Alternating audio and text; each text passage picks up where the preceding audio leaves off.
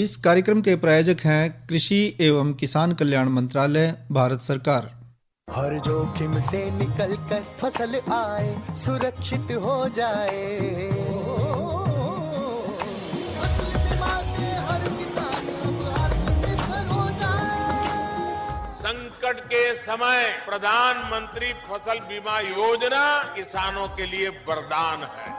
अब सूखा पड़े या बाढ़ आ जाए कोई डर नहीं, अब ओले पड़े या कीट पतंगे फसल खा जाए कोई फिक्र नहीं, क्योंकि हमने लिया है प्रधानमंत्री फसल बीमा। बुआई से फसल कटाई तक हर जोखिम का दावा, न्यूनतम प्रीमियम पर अधिकतम भुगतान का वादा। योजना से हर साल जुड़ रहे हैं 5 करोड़ से ज्यादा किसान। अब आपकी है बारी। नजदीकी कृषि कार्यालय, सहकारी समिति, बैंक शाखा, अधिकृत बीमा कंपनी या जन सेवा केंद्र में स्वेच्छा से करा सकते हैं पंजीकरण। फसल बीमा पोर्टल या फसल बीमा ऐप द्वारा भी कराया जा सकता है पंजीकरण। प्रधानमंत्री फसल बीमा योजना, आपकी फसलों का संपूर्ण सुरक्षा कवच। कृषि एवं किसान कल्याण मंत्रालय, भारत सरकार। पुरुषोत्तम भाई, राम राम। धर्मवीर भाई, आपने भी और किसान वाणी कार्यक्रम सुनने वाले सारे बाण भाई ने हमारी राम राम। धर्मवीर भाई जी पुरुषोत्तम भाई, एक बात तो है के भाई, जिस तरह माना घर में सारी चीजें चाहिए ना, आटा दाल चावल, बिल्कुल, तो ये आवेंगी कहाँ से? खेतों में से। खेतों में से ही आओगी। तो जैसे अपा मोटी फसलों की बात करा ना जी, धान की, गेहूं की, मक्की की, तो उसके साथ साथ दूसरी जो फसलें हैं जी, वो भी हमारे किसान भाइयों को उगानी चाहिए। बिल्कुल उगानी चाहिए पुरुषोत्तम भाई। के जैसे आपने ठीक जिक्र कराया कि अनाज में गेहूं आ गया और धान आ गया जी, लेकिन जो रोटी बन गई और चावल बन गए, साथ खाने के लिए दाल भी चाहिए। दाल तो चाहिए। शायद आपका इशारा इस तरफ है। हाँ, और उसमें धर्मवीर भाई एक बात और हमारे वैज्ञानिक हैं बार बार बोला जी, कि हमने फसल चक्कर अपनाना। फसल चक्कर अपनाना चाहिए। उससे दो फायदा हमारा, एक तो फसल दूसरी आ गई जी, और एक जमीन की जो मिट्टी है, जमीन की जो ताकत है वो भी बनी रहा। तो इस कड़ी में क्यों ना आज कोई ऐसी कोई दाल वाली फसल की ही बात करना चाह रहे हैं। इसका मतलब आज आप आज धर्मवीर भाई अरहर की जो बात है वो करना चाह रहे हैं। अरहर की तो फिर जो ये तो दलहनी फसल है, तो फिर पुरुषोत्तम भाई बिल्कुल। और जो दूसरी दलहन फसलें हैं उनकी तरह ये भी वायुमंडल में से नाइट्रोजन लेती है, खींचती है और भूमि की उपजाऊ शक्ति को बढ़ाती है। और इसकी तो फिर जड़ें भी जो है ना जमीन में काफी गहरी चली जावे, तो क्योंकि बड़ा सारा पेड़ा हुआ है, इसलिए धर्मवीर भाई इसने सूखा भी ओट सकाया, यानी कि कम पानी की जरूरत है। अच्छा। और बहुत से इसके पोषक तत्व हुआ है जो बाद में अगली फसल वास्ते भी काम आवा। बिल्कुल। और जो जल की बात करें आप जी, जल की समस्या का भी छोटा मोटा समाधान इसमें है जी, क्योंकि पानी कम लेवा। हाँ, जब पानी कम लेवेगी तो फिर पानी की बचत भी है। हाँ, और थोड़ी बहुत बरसात हो जाए उसमें भी इसमें काम चल जाए। पर एक बात बताओ पुरुषोत्तम भाई जी, भाई, अपने जो हरियाणा में सारी जमीन तो एक जैसी है नहीं। बिल्कुल, कहीं तो सिंचाई के साधन है भी और कहीं सिंचाई के साधन नहीं भी। तो आपने क्या अभी कम पानी की जरूरत पड़े, या तो बात आई समझ में। पर जहाँ पानी है ही नहीं, सिंचाई पे ही निर्भर है, तो नू बताओ कि जो सिंचाई पे ही निर्भर इलाके हैं जी, क्या वहाँ भी हो सकती है ये बरानी इलाकों में? हो सका वहाँ भी, क्योंकि थोड़ी बहुत बरसात तो हर जगह है धर्मवीर भाई जी, तो उसमें इसका काम चल जाए।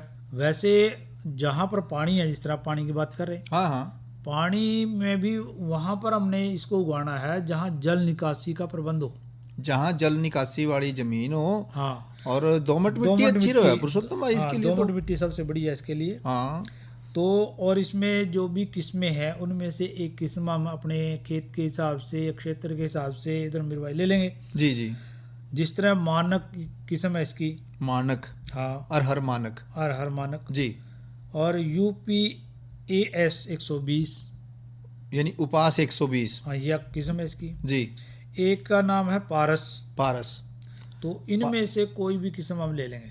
पारस ने तो ये HB80 एक भी तो कम है पुरुषोत्तम भाई, इसी नहीं कम है ना? इसी ने कम है। जी। तो इनमें से कोई ले लेंगे एक किस्म लेकर फिर खेत की तैयारी की बात आवे पुरुषोत्तम भाई। खेत की तैयारी तो कोई भी फसल हो धर्मवीर भाई हमने करनी बहुत जरूरी है। एक तो मिट्टी बुरबुरी हो जाएगी, दूसरा उसमें से घास फूस सारा साफ हो जाएगा, तीसरा मिट्टी समतल हो जाएगी, जी। और क्योंकि सुहा गला देंगे फिर हम, हाँ हाँ हाँ। तो 1 बार 2 बार 3 बार जुताई करके सुहा गला देंगे, घास फूस दूर कर देंगे। जी और फिर आवेगी बीज की बात, जी जैसे हम किस्मों की बात कर रहे हैं। जी जी। और किस्म के बाद अपना हमने कोई किस्म ले ली, फिर देखेंगे कि जिस तरह से आप कह रहे कि अरहर कुछ तो भाइयों ने बीज ली, ज्यादातर भाइयों ने।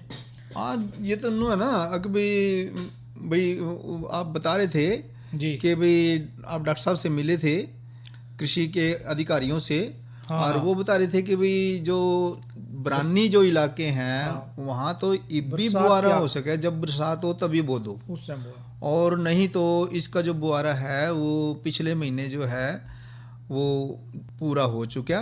तो जुलाई के महीने में इसको 15 जुलाई तक भी बो सके थे। तो लेकिन अब तो वे भाई जो बो नहीं सके और बरसात पर निर्भर हैं, वो इसको अरहर को अभी भी बो सके।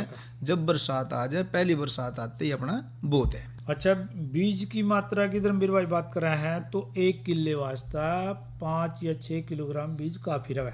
5-6 किलो बीज काफी रहेगा। हाँ, और बीजें किस तरह हैं पुरुषोत्तम भाई, कोई बिजाई के बारे में भी बिजाई कुछ में बताओगे? थोड़ी सी ये बात और ध्यान रखेंगे, जैसे आप बरानी की कह रहे अब, तो थोड़ा सा बीज बढ़ा दें तो अच्छा है अच्छा, इस वक्त, क्योंकि थोड़ी सी पछेती होगी ना, ठीक ठीक तो बीज की मात्रा थोड़ी सी बढ़ा दें तो अच्छा है। जी। तो शुद्ध बीज लेवें, और फिर फसल ने हम कतारों में बीजें। कतारों की जो आपसी दूरी है वो लगभग 40 सेंटीमीटर के आसपास रखें। जी तो खेत को पहले तो तैयार करा, जी फिर बिजाई करी, जी। और बिजाई भी सही तरीके से करनी है।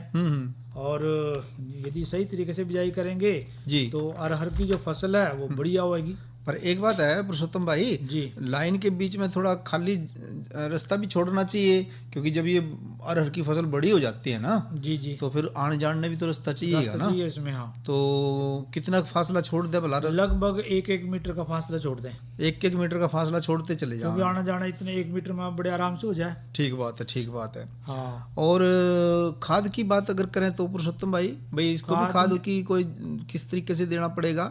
एक तो धर्मवीर भाई जो दलहनी फसल है ना, जो है जिसकी जिक्र कर रहे हैं अपन अरहर की, जी, इसमें राइजोबियम का टिक्का लावा है, अच्छा, यानी कि बीज उपचार करें, बीज का उपचार हो जाए। हाँ, ये तो बहुत जरूरी है। बिल्कुल। हाँ, क्योंकि जड़ वाले जितने भी रोग हैं उससे छुटकारा मिल जावा ना। और इसी तरह बीज हम प्रमाणिक संस्था से लेवा, मतलब बीज प्रमाणित लेना चाहिए, और प्रमाणित बीज को सीधा नहीं बोना, राइजोबियम के टीके से उपचारित करके बोना, और फिर ही बोना चाहिए।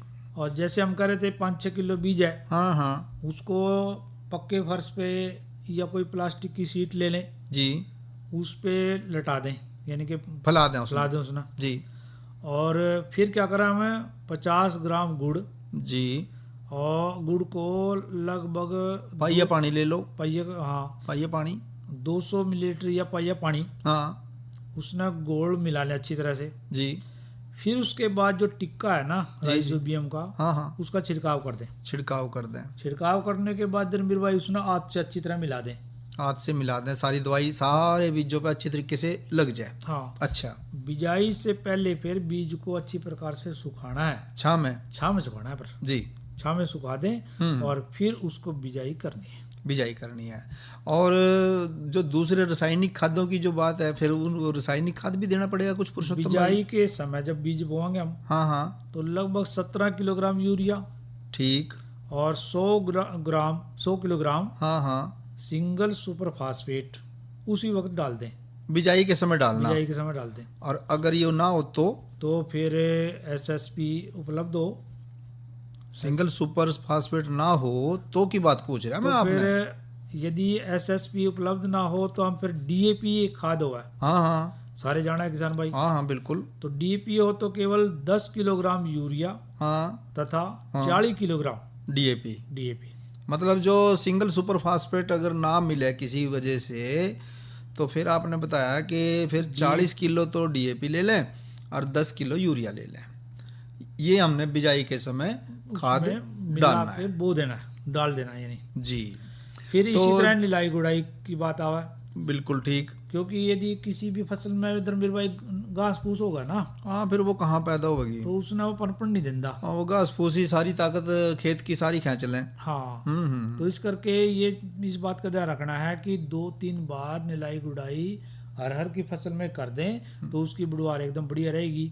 और जब निलाई गुड़ाई करेंगे धर्मवीर भाई तो उसकी मिट्टी भी थोड़ी पोली हो जाएगी, बढ़िया हो जाएगी, और उसमें हवा, पानी, धूप ये सब अच्छी तरह जाएंगी। अच्छा एक बात और बताओ पुरुषोत्तम भाई, यहाँ तक की तो बात होगी कि भाई हमने भी जमीन तैयार कर दी, हमने बीज बो दिया, उपचारित करके बो दिया, निलाई गुड़ाई भी कर दी जी। कोई भाई सिंचाई की एक आधी सिंचाई की तो जरूरत होती होगी कि सिंचाई नहीं? तो 1-2 तो करनी पड़ेगी धर्मवीर भाई, यदि हो सका ना जो फूल जिस वक्त आ रहा हो हाँ उस वक्त एक सिंचाई जरूर कर दें अरहर में। मतलब वो फूल आने के वक्त एक सिंचाई अगर हो जाए तो बहुत बढ़िया रहेंगे। हाँ, उसकी जो बुढ़वार है और बढ़ जाएगी, चमक आ जाएगी इसमें, और उपज भी बढ़ेगी उसकी। जी जी जी। और जो यदि इवन नु बताओ जी कि भाई देखो कोई भी फसल है भाई, बीमारी तो छोड़ दी नहीं, कीड़े या और बीमारी इसमें भी कुछ लगा है कि नहीं? धर्मवीर भाई इसमें आमतौर पर देखना हुआ, वैसे तो बीमारियां कम लगा इसमें, पर आमतौर पर देखना हुआ फली छेदक कीड़ा हुआ इसमें, फली में सुराख करने वाला, सुराख करने वाला जी, छेद वाला सुराख करने वाला, ठीक है आप जी जी। तो वो कई बार आक्रमण करा इसमें। अच्छा, तो उसके वास्ते हमने 300 मिलीलीटर मोनोक्रोटोफास 36S ये दवाई लेनी। अच्छा जी। और फिर इसका उसी तरह से गोल बनाना है, मतलब 300 लीटर पानी ले लें, हाँ, और 300 मिलीलीटर मोनोक्रोटोफास 36S ताकत की दवाई ले लें और इसका छिड़काव कर दें 1 किले में। 1 किले में। और एक बार में मान लिया आराम ना आवे तो फिर लगभग 15 दिन के बाद जी धर्मवीर भाई दूसरा छिड़काव कर दे, मतलब छिड़काव दूसरा कर दें। हाँ। और जो मान लिया एक दवाई काम ना करे तो फिर कोई दूसरी भी दवाई बता दो। दवाई भी ले सका हम। ओके। इसमें हम ले सका है 75 मिलीलीटर साइपर मेथ्रिन 25 EC। साइपर मैथ्रिन दवाई बताई आपने, हाँ। और मात्रा आपने बताई 75 मिलीलीटर और 25 EC यानी इसकी ताकत की जी। तो ये दवाई का भी हम इस्तेमाल कर सका है। या फिर 120 मिलीलीटर फेनवाल रेट 20 EC, या ये दवाई ले लो। दवाई ले ले। मतलब ये दवाई आपस में मिला के तो नहीं करनी, मिला के नहीं, एक बार में एक दवाई ले, मैं एक बार में एक ही दवाई लेनी है, और उसका 300 लीटर का गोल बना के हम उसमें छिड़काव कर दें जी। अच्छा ये एक बात और बताओ पुरुषोत्तम भाई, जहाँ आपने इतनी सारी बातें बता दी जी, वहाँ नो बताओ कि जैसे भाई देखो हर जमींदार की एक इच्छा हो है कि भाई मैं जो भी फसल बोऊं जी तो वो स्वस्थ भी होनी चाहिए, वो ज़्यादा भी होनी चाहिए, ज़्यादा भी होनी चाहिए। तो भाई पैदावार बढ़ाने के लिए कुछ आप थोड़े थोड़े से गुर दे दो। आपने तो पिछले साल भी लाई थी। हाँ, मोटी मोटी बातों की बात कर रहे हैं धर्मवीर भाई। इसमें एक तो देखो रखना है कि जब बिजाई कराम तो जिस खेत में बिजाई करनी उसमें नमी बढ़िया होनी चाहिए, मतलब अच्छी नमी होनी चाहिए। हाँ। जी जी। और बिजाई ठीक समय पे करनी जी, अपनी मर्जी से नहीं करनी। हाँ भाई नो नहीं भाई जद मर्जी कर दो। हाँ, और बढ़िया किस्म लेनी है जी, उन्नत किस्म लेनी। हाँ जी। और बीज जितना हमने बताया जी, जितना सिफारिश करी वैज्ञानिकों ने जी, उतना लेना है, पूरी मात्रा लेनी है, कंजूसी नहीं करनी। और दूरी सही दूरी पे होने चाहिए पौधे। और जितनी मात्रा में हमने खादों की बात की है, अंधाधुंध खाद का प्रयोग नहीं करना, हाँ ज्यादा भी नहीं देने, हाँ भाई सही मात्रा में संतुलित खादों का इस्तेमाल करना। हाँ, और साथ में जो खरपतवार है, निलाई गुड़ाई की जो बात करी हमने, वो 2-3 निलाई गुड़ाइयाँ करनी है, उसमें घास फूस नहीं रहना चाहिए। और कोई बीमारी आ जाए, जैसे हमने फली छेदक कीड़े की बात करी जी, तो तुरंत उसका इलाज धर्मवीर भाई करना चाहिए। तो इससे हमारी जो अरहर की फसल है वो बहुत ही बढ़िया होगी।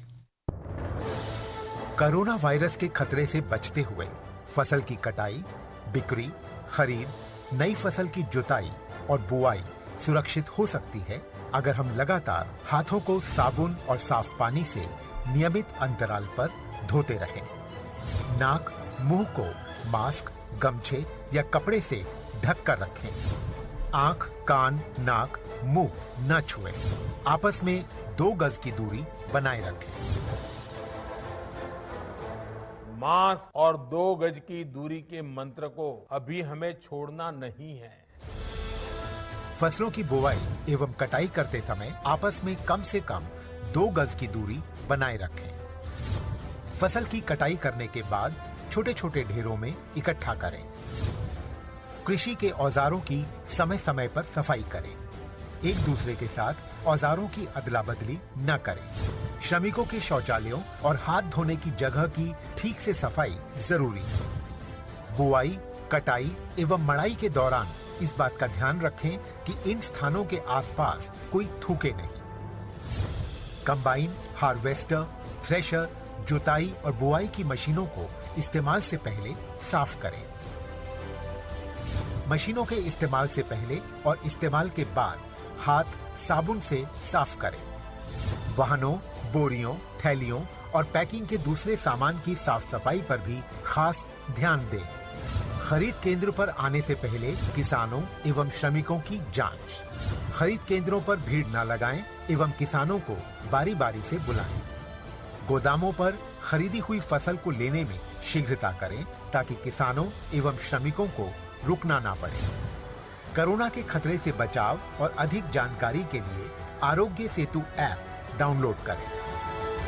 देश में खाद्य सुरक्षा के ये सिपाही भोजन की निरंतर उपलब्धता को सुनिश्चित करते हैं। किसान स्वस्थ रहें तभी हम कोरोना वायरस से जीत पाएंगे, आगे बढ़ पाएंगे। किसान सबल, देश प्रबल। वाह जी वाह। पुरुषोत्तम भाई जी आपने जानकारी बहुत अच्छी दिलवाई। अब आप किनो बताओ सेवा क्या करनी है? सेवा तो धर्मवीर भाई आप जान है। ये तो भाई खूब बेसब्री से इंतजार कर रहे हैं आज के बढ़िया मिठे गीत का। अच्छा लो जी सुनो ज्ञानी राम की आवाज में ये रागनी जी। इस खिलकतन खेल खिलारा साई साप सपेला एक ओर जा बैठ देख दुनिया का दर्शन मेला। इस खिलकत ने खेल खिलारा साई साप सपेला एक ओर जा बैठ देख दुनिया का दर्शन मेला।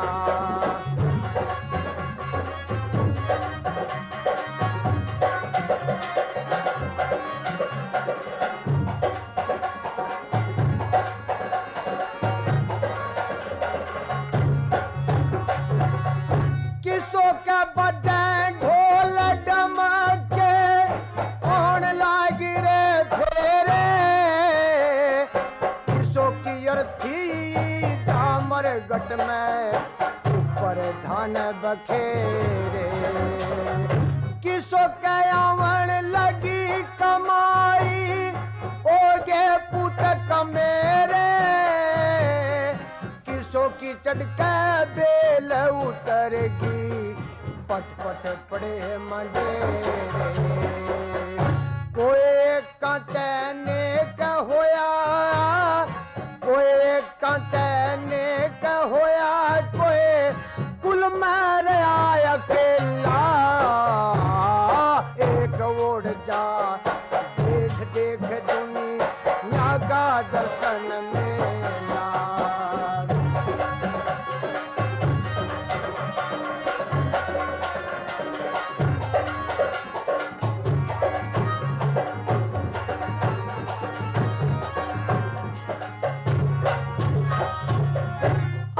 मस्त कोई खाल मस्त कोई मस्त फकीरी बाना कोई लाभ में माल मस्त धन सूरज में घर जाना कोई सुनने की ख्यास करे कोई नाचे गावे गाना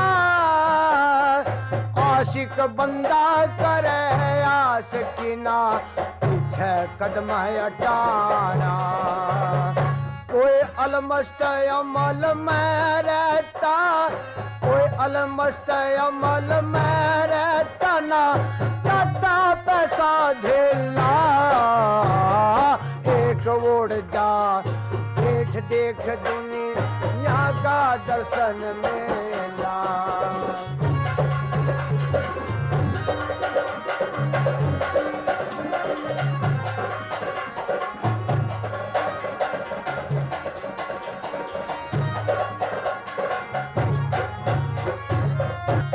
कोई दुखिया कोई मस्तानी नए नए रंग छंटे कोई विधवा पड़ी पियर में मुश्किल के दिन काटे किसों के लगी चोट मरम की संकट में दिल डाटे साधु राम आनंद होई काया पीठ बधाई बाटे कोई गुरु गुड़ का गुड़ रह गया कोई गुरु गुड़ का गुड़ रह गया शक्कर हो गया चेला एक ओर जा देख देख दुनिया का दर्शन मेला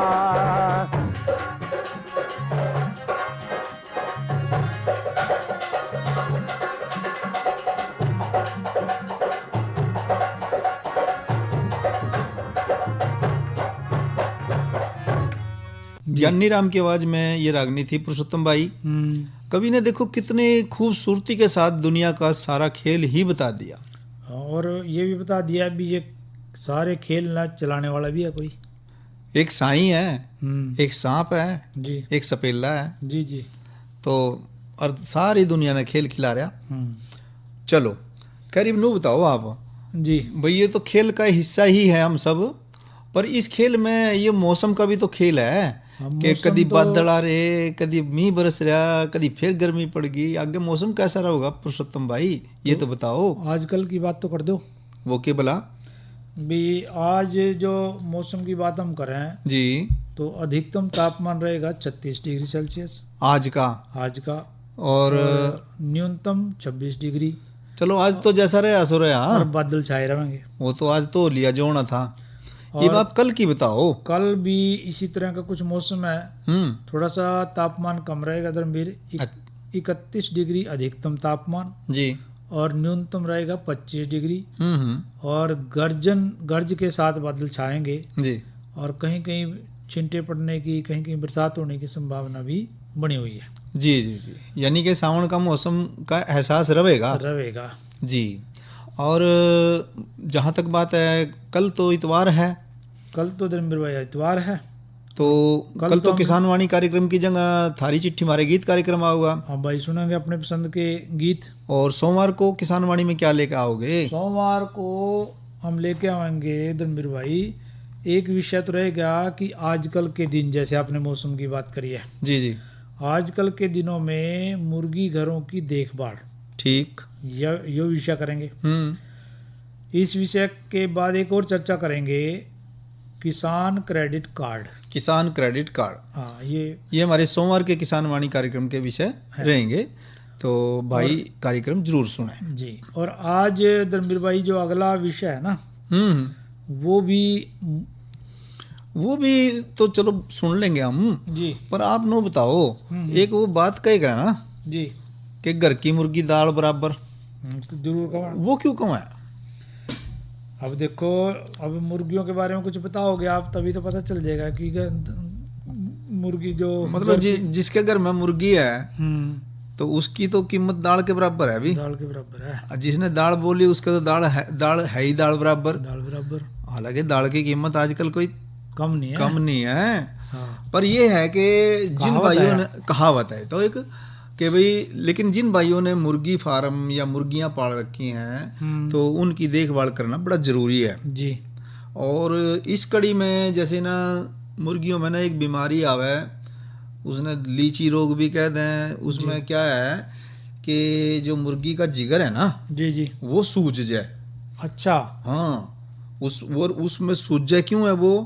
उसमें कोई विषाणु चले जावे जी, और विषाणु चले जाने से वो जो उसका जो जिगर सूज जाए। अच्छा, सूजने के बाद फिर जो मुर्गी है या मुर्गा है जी, कोई भी मतलब ना लिंग है उसका, मुर्गा मुर्गी की कोई भी है जी, तो फिर जब उसके अंदर मतलब ना भी जब वो जिगर उसका फूलेगा ना तो फिर वो मर जाता है। अच्छा, भयंकर रोग है, बहुत धर्मवीर भाई, ज्यादा ये तो। भयंकर रोग है। और इस रोग का जो निदान है, अगर कोई सोचे कि भाई कोई लक्षण दिखेंगे जी, और तब इसका इलाज कर लेंगे, ऐसा नहीं है। इसका तो बचाव करना ही सबसे बड़ा मतलब भाई जरूरी बात है कि हमने बचाव करना चाहिए। बचाव क्या है कि भाई ये जो रोग है ना जी, ये फैलना रोग है। अच्छा, मतलब एक से दूसरे में, दूसरे से तीसरे में, पूरे के पूरे फार्म भी साफ हो जाए कई बार तो इस बीमारी की वजह फैलने से बचाव करना धर्मवीर भाई, आप यूं कह भाई। रहे। इसमें हमने ये देखना कि एक तो जो पोल्ट्री फार्म है और फार्म के जो यंत्र हैं जी, उनको संक्रामक रोग से समय समय पे शुद्ध करना चाहिए। अच्छा अच्छा, और जिस तरह आप कोरोना में कहो कि हाथ धो, ऐसा करो वैसा करो, हाँ, तो इसी तरह से उनके यंत्रों को भी हमने साफ करना है, शुद्ध करना है जी। और फार्म पे आने वाले लोग हैं और वैक्सीनेशन करने वाले जो लोग हैं जी, उनको भी हमने मतलब ना भाई कम करना चाहिए जी, और पोल्ट्री जो फार्म है ना पुरुषोत्तम भाई, हवादार कमरे होने चाहिए जी, अच्छी प्रकाश की सुविधा होनी चाहिए जी, पूरी तरीके से साफ सुथरे फार्मों पे व्यवस्था रखनी चाहिए। सबसे अहम तो बात धर्मवीर भाई यही साफ है, सफाई की, साफ सफाई की है। और भाई एक बात ये पुरुषोत्तम भाई के जो पीने वाले पानी में जो आयोडोफार घोल हुआ दवाई का, जी जी, 2 यानी 2.5% का घोल है ये पीने वाले पानी में, ये आयोडोफार जी, ये दवाई है, इसको मिला के हमने पिलाना चाहिए ताकि ये जो विषाणु है ये पता नहीं चलता जी जी, तो बचाव में ही बचाव है, तो उससे मतलब ना इसमें काफी बचाव रहेगा जी। और जिगर के घोल से बनी हुई फार्मेलिन के द्वारा वैक्सीन का प्रयोग करना चाहिए जी। और इससे क्या है कि ये जो मात्रा है प्रत्येक पक्षी को 10-15 दिन में हम देते रहें। 10-15 दिन की उम्र में ही दे देनी चाहिए जी। 10-15 दिन की जो उम्र हो ना चूजे की, छोटे छोटे, उसी वक्त ही दे देनी चाहिए जी। तो ये हमारा बचाव हो सकता है, तो उससे हम फिर लाभ खूब ले सका। बिल्कुल बिल्कुल। तो फिर लेवा इजाजत धर्मवीर भाई, तो किसान भाइयों से लेवे इजाजत जी। अच्छा भाइयों, राम राम। अरे अरे अरे क्या कर रहा है? इधर इधर इधर, हम बोल रहे हैं तेरे बीजू का। पुतला बोल रहा है? हाँ, पक्षियों से तो हम खेत को बचा लेते हैं, पर इन घातक रसायनों से कैसे बचाएं? मतलब? देख बेटा, तू जो ये अंधाधुंध रसायन मिलाता है ना, मिट्टी की सेहत बिगड़ने लगी है और जब माटी ही कमजोर पड़ जाएगी तो उपज कैसे सेहतमंद होगी? अरे पहले ऐसा नहीं था, पूछना अपने बड़े बुजुर्गों से, कैसे फसल लहलहाती थी, शुद्धता झलकती थी। हाँ, माटी भी तंदुरुस्त और लोग भी।